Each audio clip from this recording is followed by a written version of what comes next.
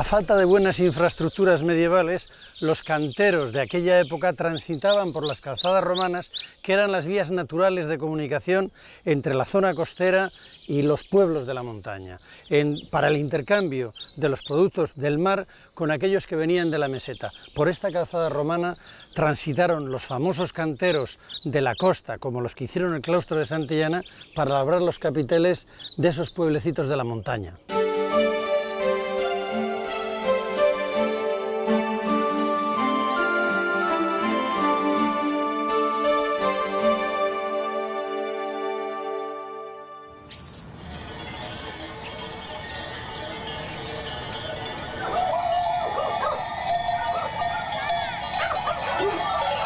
Cervatos está situado en un punto estratégico de la calzada romana que va de Pisoraca a Portus Blendius, justo en el cambio de aguas de una vertiente a la otra. Inicialmente es una fundación del conde castellano Sancho García, hay fuero del año 999. Este monasterio se empobrece. La pujanza de la Catedral de Burgos hace que esto pase a ser una colegiata que depende de dicha catedral.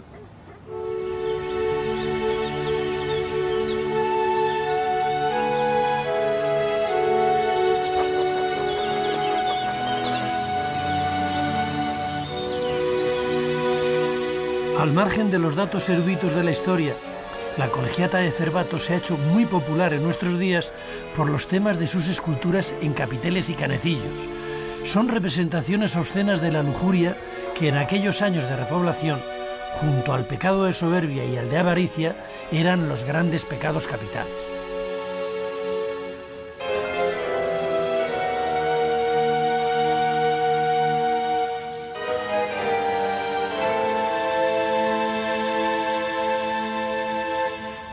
Esta colegiata de Cervatos es muy famosa por la obscenidad de sus esculturas.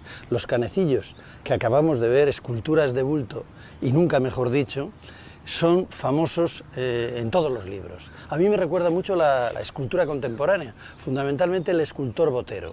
Son reflejo de una época gloriosa donde lo sagrado y lo profano se mezclaban de una manera muy natural. Eran la continuación de los sermones en los que se fustigaba la lujuria.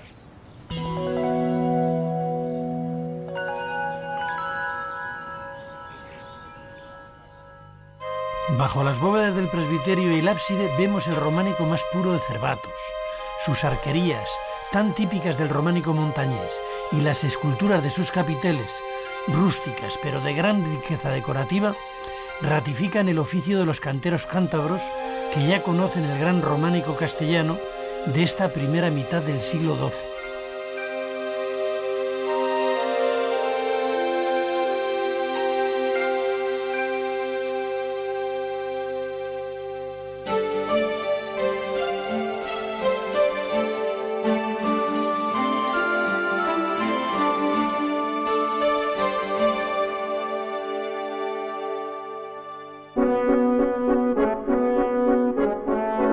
Las praderas de Valdeolea fueron la base del modo de vida de los primitivos pobladores. Con la llegada de Roma, a finales del siglo I a.C., pasaron a ser el gran campo de pastos de la caballería de la Legio IV Macedónica, para dominar y conquistar a las muy hostiles tribus de cántabros.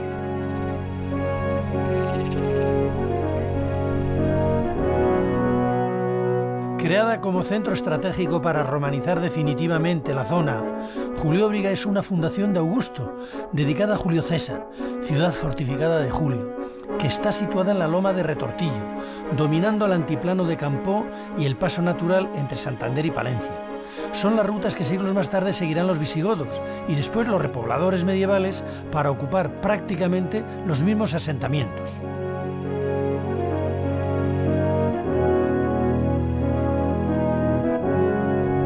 Nadie diría que debajo de este camino rural se encuentra el decumanus de la ciudad de Julióbriga, la más importante ciudad romana en Cantabria. A mis espaldas tengo la iglesia románica. Prácticamente 1200 años separan el templo de Júpiter que había en el foro de esta iglesia románica que ahora contemplamos.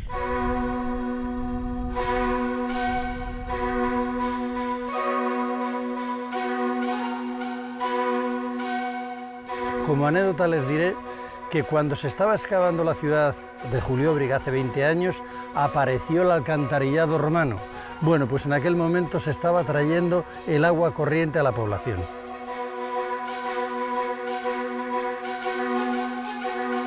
Junto a Julióbriga, la iglesia de Santa María de Retortillo, de la primera mitad del siglo XII, es un edificio casi completo románico, en el que destaca la escultura de altísima calidad de sus capiteles, posiblemente de alguno de los mejores canteros que trabajaron en el vecino monasterio de Aguilar de Campoo. El tema de los combates entre caballeros, con una mujer mediando en la disputa, puede ser una alegoría de la Iglesia que intentaba acabar con los violentos juicios de Dios de tradición medieval.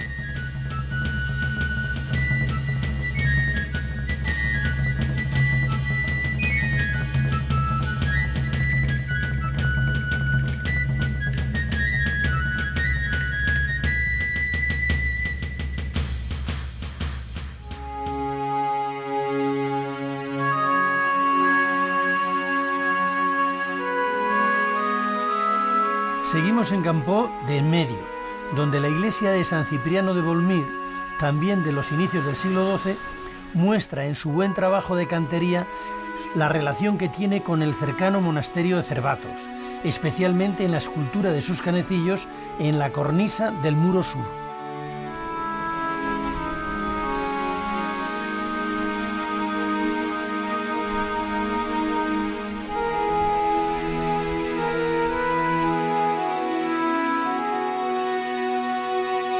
En el corazón de la comarca de Valdeolea y levantada sobre una antigua necrópolis de repoblación, se encuentra esta iglesia de Santa María en las Enestrosas de las Quintanillas.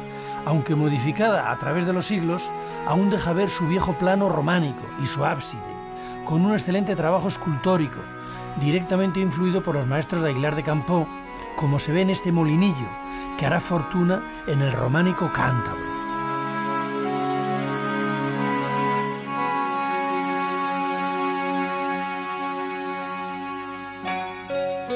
En el interior aún conserva restos de pinturas ya góticas.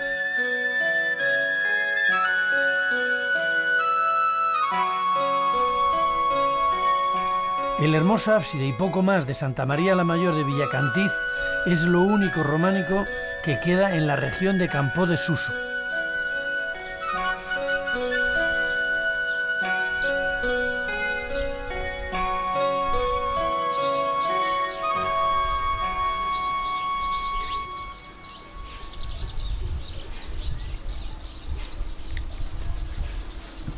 No muy lejos, de nuevo en la vecina Valdeolea, los templos románicos se multiplican, como este de Santa María de Hoyos, en el que en alguno de sus canecillos, bajo el alero de su tejado, los canteros se representan a sí mismos trabajando la piedra.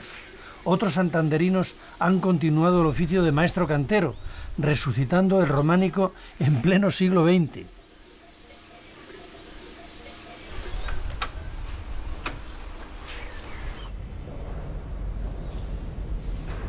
Yo tenía encomendada la labor de la talla, o sea que se veía el dibujo, pasar del dibujo a dibujarlo encima de la piedra y luego en la piedra tallarlo, hasta conseguir todas estas figuras. Sí, ha sido una cosa muy bonita, hombre. El material que se trajo es la piedra arenisca, que es como todas las iglesias románicas del norte de España, y luego pues las herramientas pues vulgares y corrientes de aquellos tiempos. No había habido grúas, ni ha habido cosas modernas, sino todo esa base del sistema antiguo.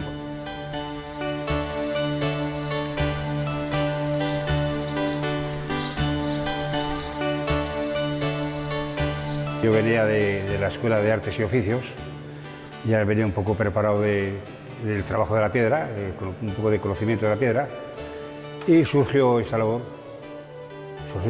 Me llamaron, me encomendaron, oye, tú te comprometes a hacer esta talla y esto y tal. Bueno, pues sí. Entonces, con el tiempo, fui comprendiendo todo lo que se iba a hacer aquí, que era muy costoso, como se puede ver. Esto es una obra que no es cualquier cosa.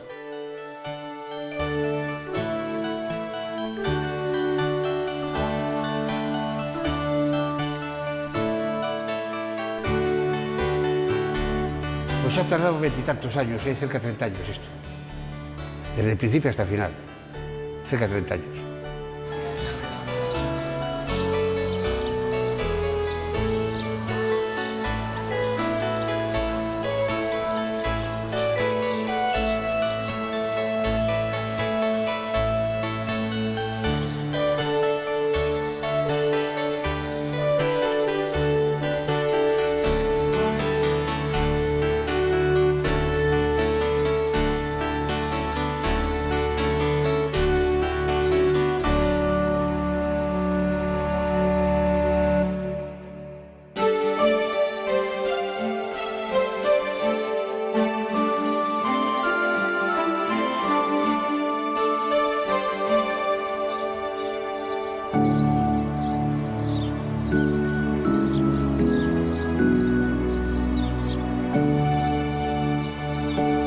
Colegiata de Santa Cruz de Castañeda es una de las construcciones más importantes del románico de Cantabria.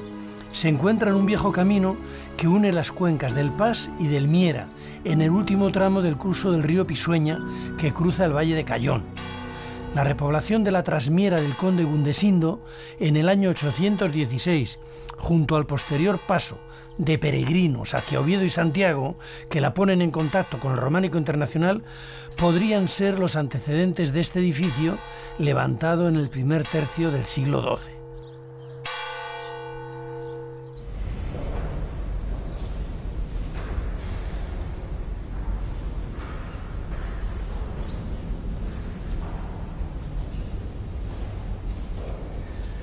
Parecería que estamos en una pequeña ermita de la montaña, pero no, estamos en el ábside lateral izquierdo, el único que queda de los pequeños, de la famosa Colegiata de Castañeda, cuyo ábside principal es fantástico por el tamaño y por la ligereza y el primor con que están labrados los arcos.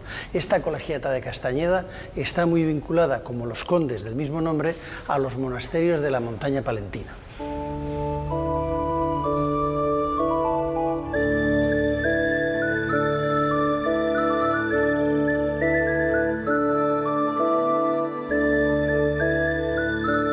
Con una escultura de técnica robusta, pero muy expresiva, esta fuerte construcción románica tiene en su ábside una de las más hermosas arquerías de la región.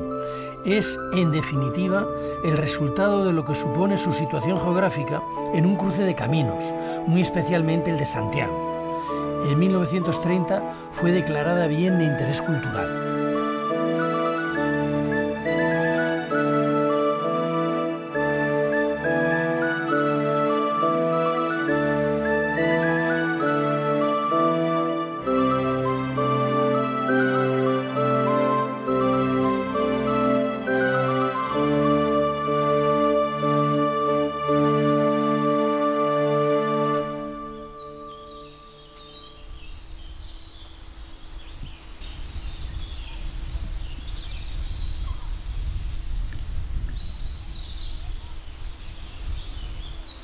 Siguiendo el curso del río Pisueña por el valle de Cayón, en la primera mitad del siglo XII trabajan en San Andrés de Argomilla de Cayón los mismos maestros canteros de Santa Cruz de Castañeda.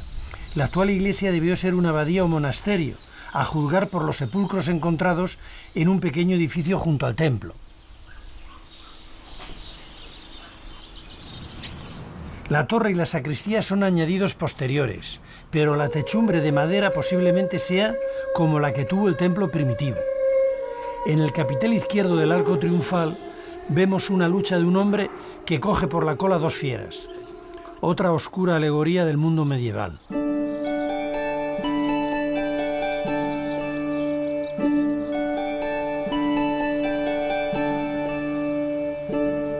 Y no muy lejos de Argomilla se encuentra esta iglesia de Santa María de Cayón, que nada menos que en el año 817 es nombrada como propiedad del conde Gundesindo. En la actualidad conserva las ventanas del ábside y con alguna modificación la espadaña. La doble arquería en el interior, tan típica de Cantabria, es lo más valioso de la iglesia, junto con su apreciable decoración escultórica. Comenzada a principios del siglo XII, fue terminada o reformada a partir de 1150.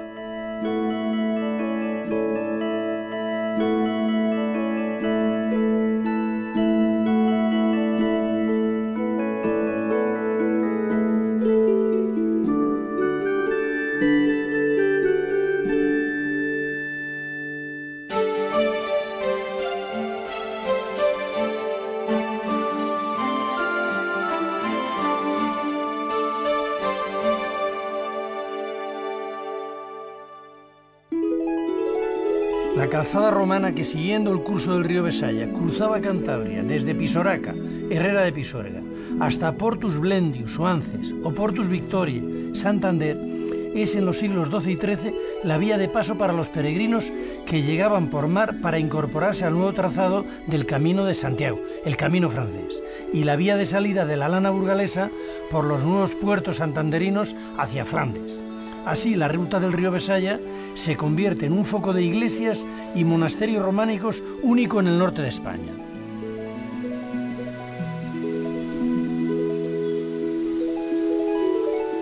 de esta única iglesia románica del Valle de Anievas, cuenta la leyenda que en aquellos tiempos la costumbre de tocar las campanas a la hora de comer le molestaba especialmente a la reina Urraca. Como castigo mandó cortarle las colas a los caballos de Cotillo y se marchó a Morós. Entonces los de Cotillo construyeron una fila más de campanas en su espadaña para que la reina las escuchara desde Morós. Ganas de molestar. Y al final la reina también se fue de Morós.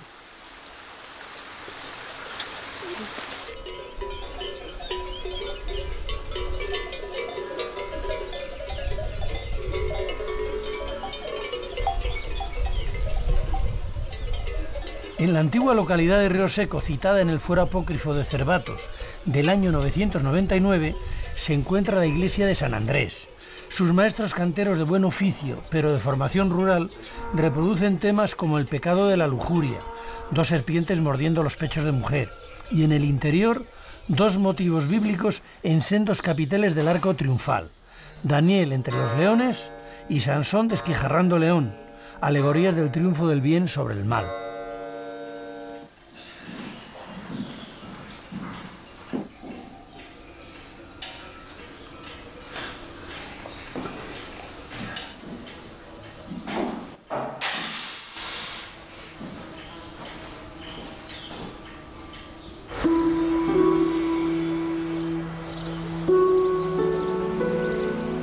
A mediados del siglo XI ya debía existir en Silio un viejo monasterio, pero el edificio que ahora conocemos pertenece ya a la expansión del gran románico que circula por la ruta del Besaya, y posiblemente su construcción sea de la primera mitad del siglo XII.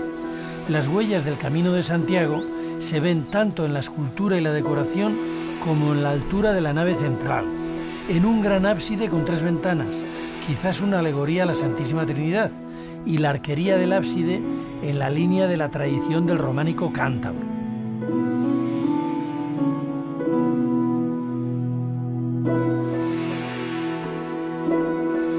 La iglesia sufrió un incendio en 1936 que afectó, pero no llegó a destruir, el simpático y buen trabajo de los canteros medievales.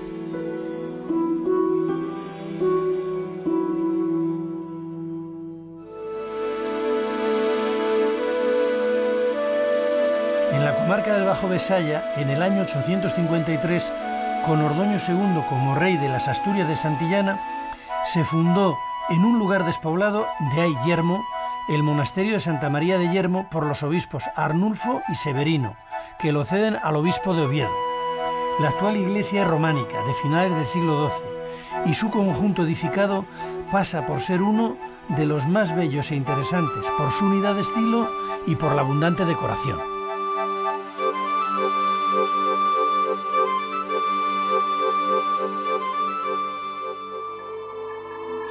La gran variedad de temas esculpidos en capiteles y canecillos van desde la pura geometría a los monstruos, los oficios y los dedicados al pecado, si es que no lo eran todos, como el de la lujuria, con figuras en posiciones obscenas cuya expresividad debía ser, se supone, modelo del mal para los regidores espirituales de estas parroquias.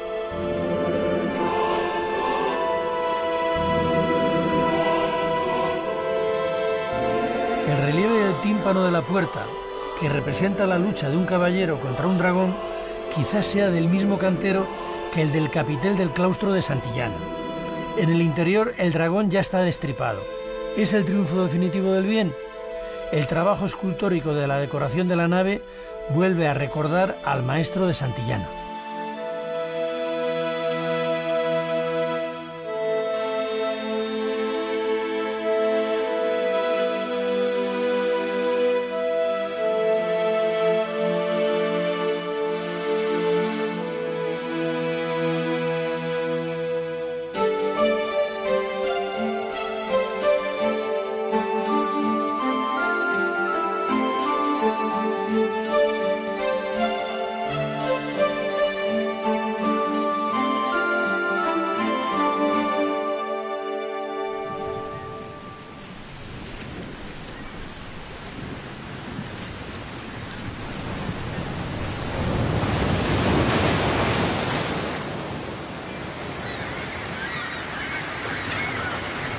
Ya hemos comentado cómo en el siglo XII Castilla desarrolla y organiza su cabaña ganadera.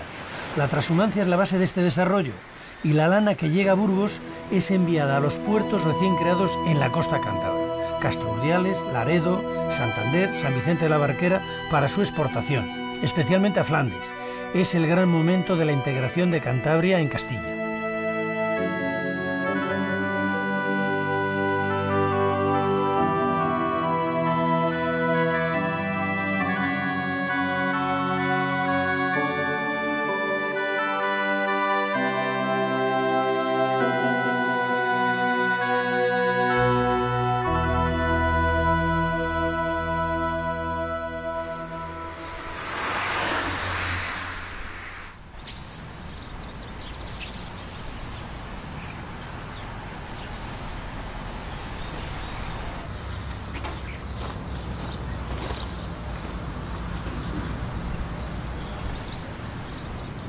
Como esta pequeña ermita de San Román de Escalante serían las iglesias que encontraban los peregrinos que venían de Francia en el primer Camino de Santiago. Estamos a 5 kilómetros de la costa y esta era la naturaleza que ellos veían a su paso, praderas y bosques exuberantes. Todavía no estaba suficientemente protegido por las fortalezas del Duero el camino francés, que luego daría paso a las grandes peregrinaciones hacia Santiago.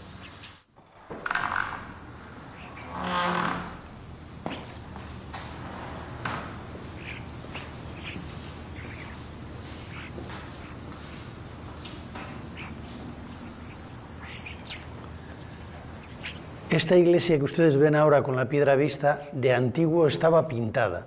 Todavía hay restos de policromía en las esculturas y en la ornamentación.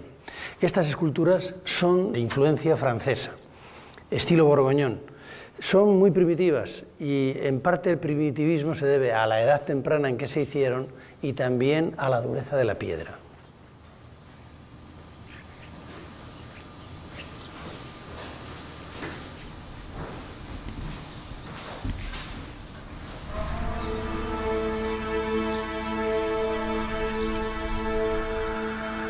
Cerca de San Román de Escalante y a pocos kilómetros del Cabo de Ajo se encuentra Santa María de Varello. Puede ser que naciese como un pequeño monasterio particular durante la repoblación medieval o que dependiese de otro de mayor dominio en la Trasmiera, como era el de Santa María del Puerto en Santoña, en los años finales del siglo XII o comienzos del XIII, que es cuando debió de ser levantada la iglesia.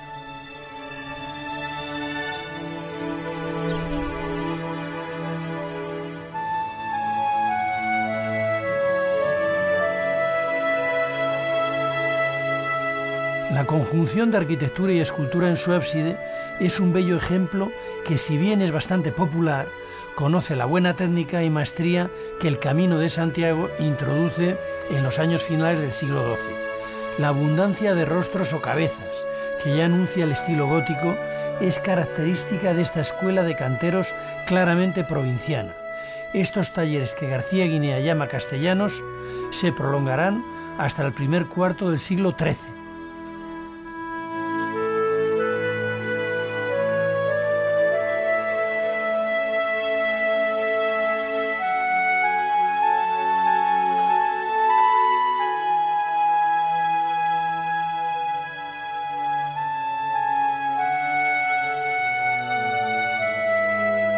La pila bautismal, situada junto al pórtico, es una de las tres más bellas del románico montañés, junto a la de Santillana y a la de Santoña.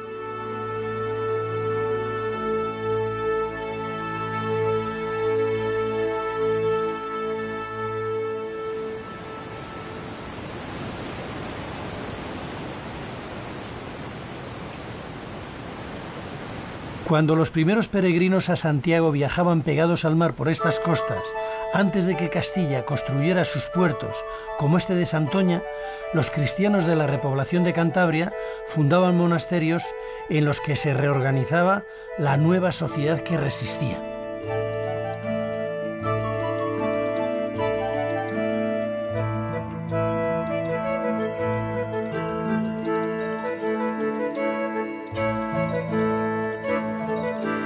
El monasterio de Santa María del Puerto, en la actual villa de Santoña, fue uno de ellos, y no el menos importante. Hay relatos como el de Argaiz que la supone fundada por el mismísimo apóstol Santiago, que consagró obispo de ella a San Arcadio, nada menos que en el 37 de nuestra era. Lo cierto es que la primera fecha datada del monasterio de Puerto es del año 836, según consta en la colección diplomática de San Salvador de Oña. En 1210, con el abad don Gutiérrez, Alfonso VIII ordena la revisión de las pertenencias del monasterio. Sus posesiones llegaban por el este hasta Islares, por el oeste hasta Santander y por el sur toda la cuenca del río Asón desde Rasines al mar.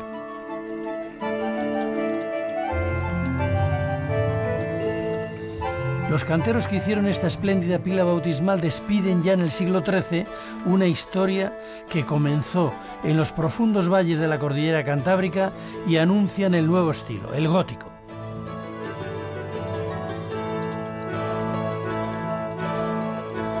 Salimos de las montañas donde Beato de Liébana lidera una iglesia militante y combativa. En sus comentarios al Apocalipsis inventa los beatos, copiadísimos luego en el románico posterior. Hemos visto también los eremitorios, donde los premonjes estaban orando en aquellas cuevas para luego convertirse en monasterios. Posteriormente los monasterios se convierten en las colegiatas que hemos visto. Ahora estamos en la costa, en Santoña. Esta pila bautismal que ustedes ven, hecha por los grandes canteros de este final del románico, similar a las de Barello y Santillana, nos está hablando de que ya está el gótico encima de nosotros.